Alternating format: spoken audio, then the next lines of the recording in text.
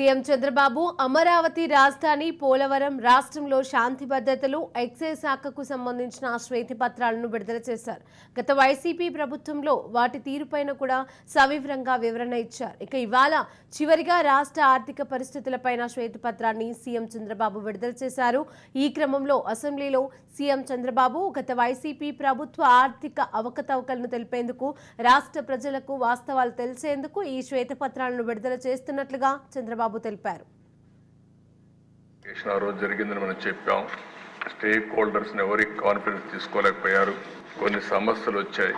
ఏదైతే ఆ రోజు చాలా మంది పెన్షన్లు కూడా రావని భయపడే పరిస్థితికి వచ్చారు.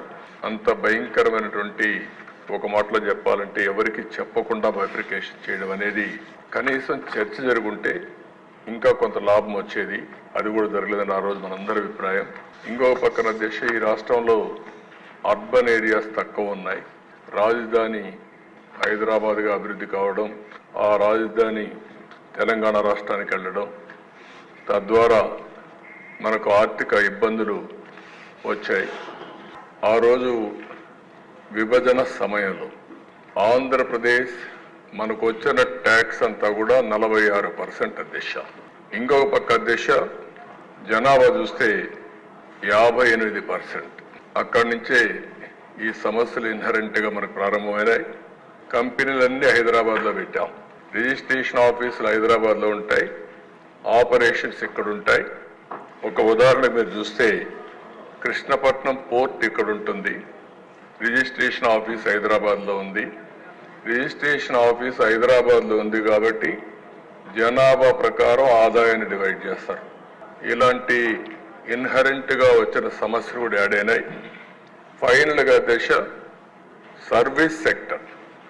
ఎక్కడైతే సర్వీస్ సెక్టర్ ఎక్కువ డెవలప్ అయితే, ఇండస్ట్రీ బాగా డెవలప్ అయితే ఆదాయం పెరుగుతుంది రాష్ట్రానికి.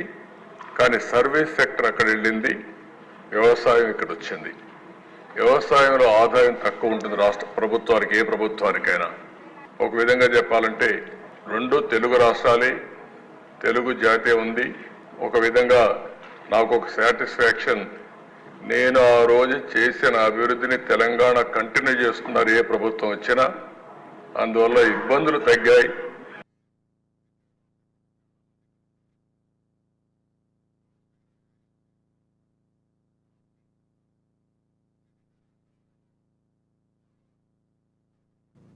అనంతరం చంద్రబాబు రాష్ట్ర విభజన తర్వాత సమస్యలు తలెత్తాయన్నారు.